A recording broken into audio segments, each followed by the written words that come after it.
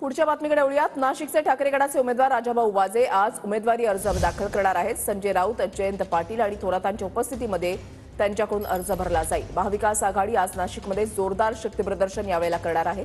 महायुतीकडून अजूनही नाशिकसाठी उमेदवार कोण असेल हे अजून जाहीर झालेलं नाही। अजूनही त्यांचा तिढा सुटलेला नाही। आता राजाभाऊ वाजे हे आज उमेदवारी अर्ज दाखल करतात। महाविकास आघाडीचे उमेदवार राजाभाऊ वाजे यांनी काळाराम मंदिरात जाऊन दर्शन घेतलेलं आहे। राजाभाऊ, आपण काळारामाचे आशीर्वाद घेतलेले आहेत, कशा पद्धतीचं वातावरण बघायला मिळतंय, काय नेमकं वाटतंय? वातावरण उत्स्फूर्त आहे। सर्वसामान्य लोक आशीर्वाद देत आहेत आणि 100% निवडून यायची खात्री आहे। ज्या पद्धतीनं महायुतीला अद्यापही उमेदवार सापडलेला नाहीये, उमेदवाराची घोषणा होत नाहीये, आपण आतापर्यंत जवळपास 2दा पूर्ण मतदारसंघ पिंजून काढलेला आहे, कशा पद्धतीच्या प्रतिक्रिया येत आहेत सर्वसामान्य नाशिककरांकडून? नाशिककरांकडून प्रतिक्रिया चांगल्या येत आहेत।